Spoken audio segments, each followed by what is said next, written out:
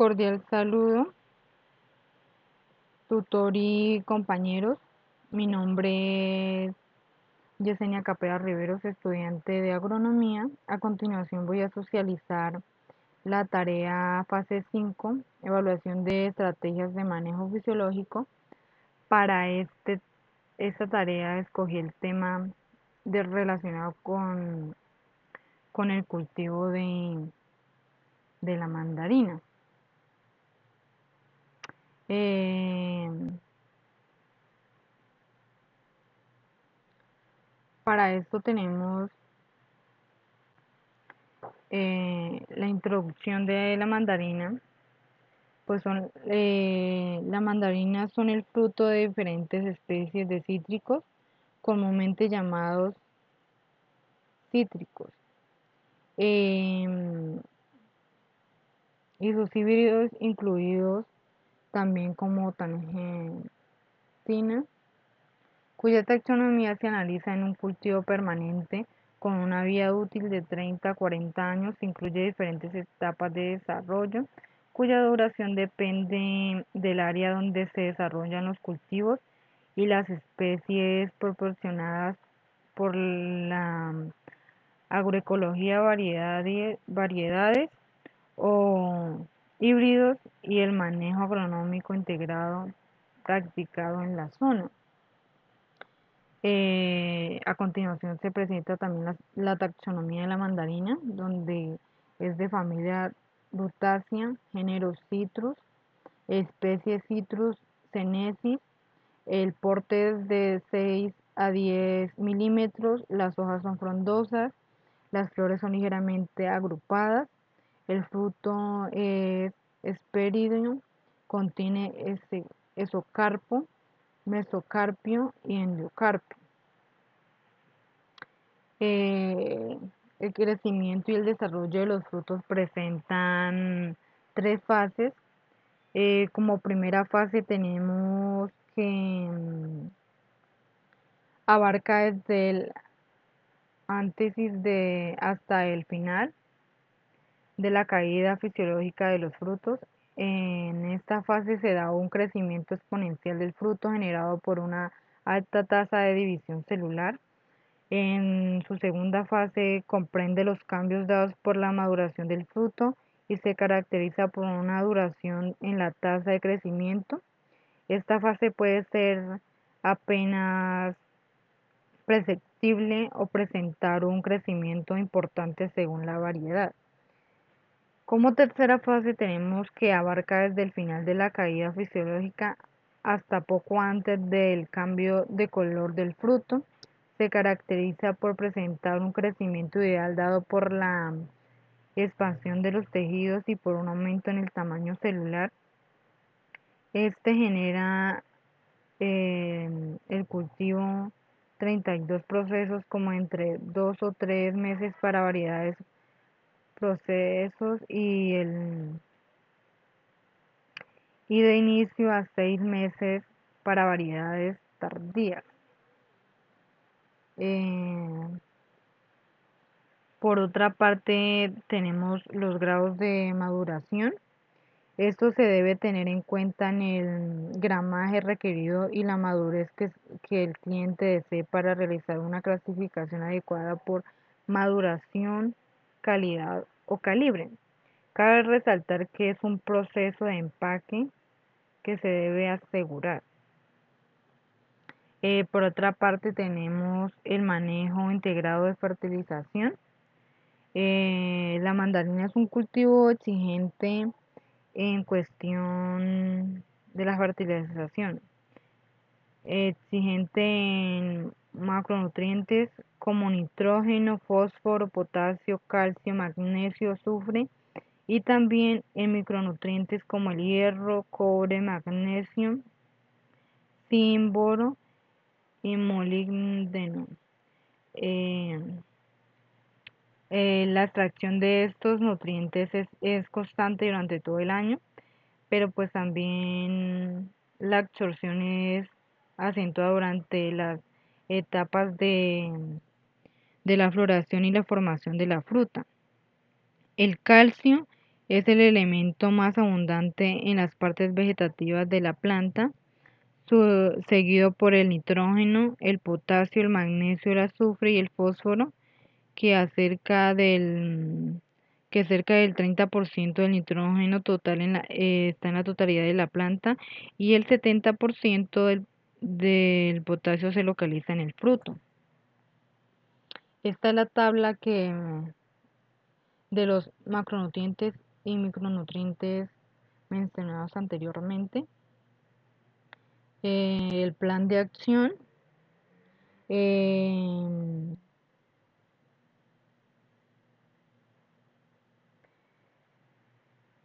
demanda mucho abono, macro y micronutrientes, lo que supone gran parte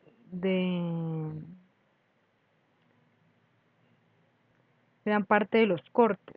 Además es una planta que frecuentemente sufre deficiencias, destacando la carencia de magnesio, que está muy relacionada con el exceso de potasio y calcio, que se soluciona con aplicaciones foliares.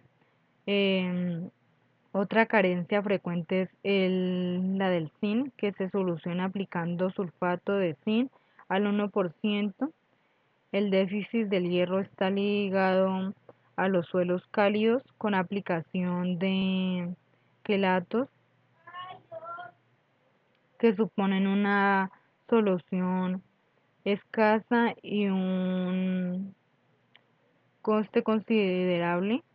El mandarino es frecuentemente el bulfato del fruto por un exceso abonado de nitrógeno. Esta es la plantilla que podemos presentar para los tipos de abonos del plan de fertilización.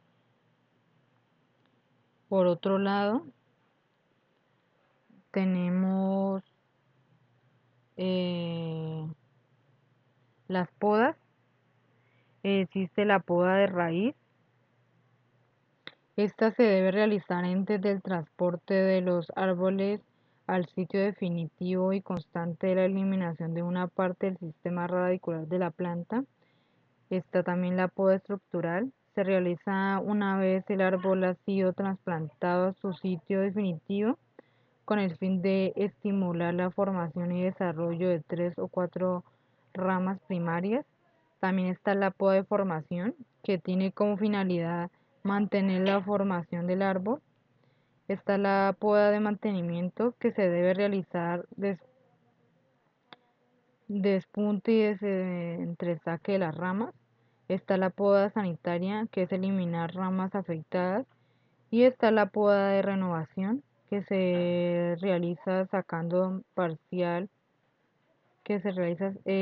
soqueo parcial de la copa o saqueo total, con el fin de eliminar ramas improductivas. Por otra parte tenemos la poda edáfica, que es muy importante revisar el pH del suelo, debido a que este puede afectar la disponibilidad de los elementos nutricionales. Los suelos mediante ácidos y ligeramente ácidos son los que permiten intervalos adecuados y con máxima disponibilidad de nutrientes para las plantas. Por otro lado, también los aspectos como la acidificación de los suelos por alto contenido de aluminio, la salinización por cloruros o sulfatos, la toxicidad por cloruros, sodio y micronutrientes, la deficiencia inducida por el uso de enmidas, así como los desbalances entre aniones y cationes, también deben ser analizados por su efecto sobre el balance de nutrientes del cultivo. Por otra parte tenemos la aplicación de reguladores de crecimiento, que en este principalmente es el etileno. Se conoce que se han realizado varios ensayos que han mostrado un efecto similar al del estrés hídrico por la aplicación de etileno. De acuerdo con esto, la aplicación foliar, se debe realizar entre 200 y 500 milímetros. Acompañada de urea al 1% puede reducir el tiempo de ocurrencia de la floración hasta un 50%. Con esto respecto a un periodo normal y se puede obtener floración 40 días después de la aplicación. Por otra parte tenemos los motores de floración.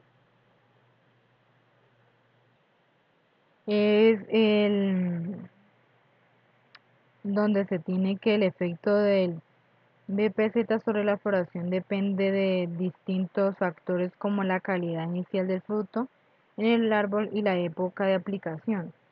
De acuerdo con esto, se debe aplicar desde el PBZ se debe aplicar después del inicio del crecimiento vegetativo, un mes y medio después de la poda, y dependiendo del cultivo, con lo cual se puede adelantar cerca de un mes la floración y la cosecha.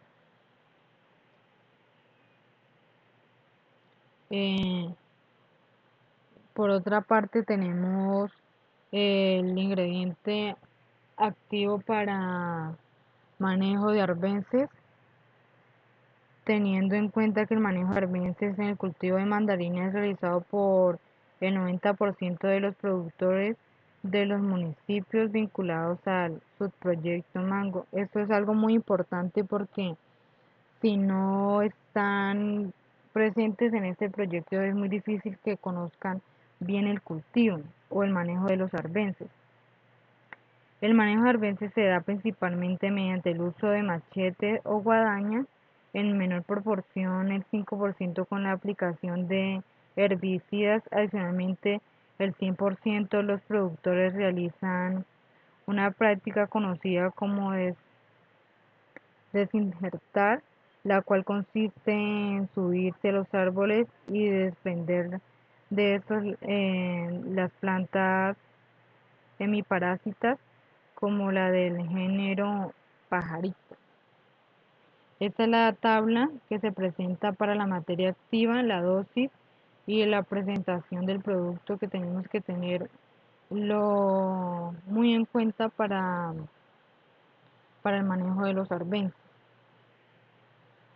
Por otra parte tenemos eh, las recomendaciones. Se recomienda realizar análisis de suelo antes de la presentación del cultivo con el fin de conocer la deficiencia nutricional y del predio y los elementos presentes en el suelo, para así realizar una adecuada fertilización y manejo adecuado del suelo. También es importante realizar un seguimiento de incidencia y severidad en plagas y enfermedades, con el fin de generar un plan de acción y evitar pérdidas en el cultivo. También es importante utilizar los insumos en las dosificaciones y etapas sugeridas por el agrónomo. Esto es algo muy importante. Por otro lado, tenemos las conclusiones. Es obtener un buen rendimiento en el cultivo dependerá de que las labores sean realizadas a tiempo, con herramientas desinfectadas e insumos proporcionados de acuerdo a la dosificación dada por el agrónomo y la etapa fenológica del cultivo.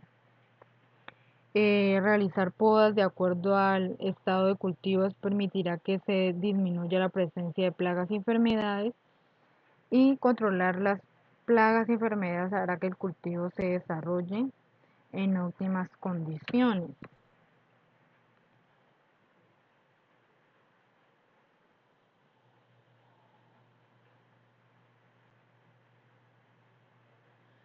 Por último, em, el análisis sobre la aplicabilidad de la fisiología de cultivos en el desempeño profesional como agrónoma. Entonces, pues la aplicabilidad de propuestas se, se debe realizar tanto en el plan de fertilización desde mi punto de vista. Sugiero la preparación de calcio sulfocásicos, el compost y abonos orgánicos con el fin de realizar el control de manera más natural para el cultivo y que la productividad esté libre de trazas químicas con que más se pueda manejar esto. Las prácticas en conjunto con las labores culturales y biológicas permite que esta especie se desarrolle de manera natural y la presencia de insumos químicos no sean una necesidad permanente para el cultivo. Esta especie se desarrolla pues de manera más natural si manejamos más lo orgánico y no tanto lo químico. Por esto es importante realizar el acompañamiento en conjunto con el agrónomo, mínimo de manera trimestral, y evaluar incidencia y severidad por plaga para de esta manera crear un plan de acción y que el dueño de la finca o el dueño del cultivo tenga un mejor manejo de esto.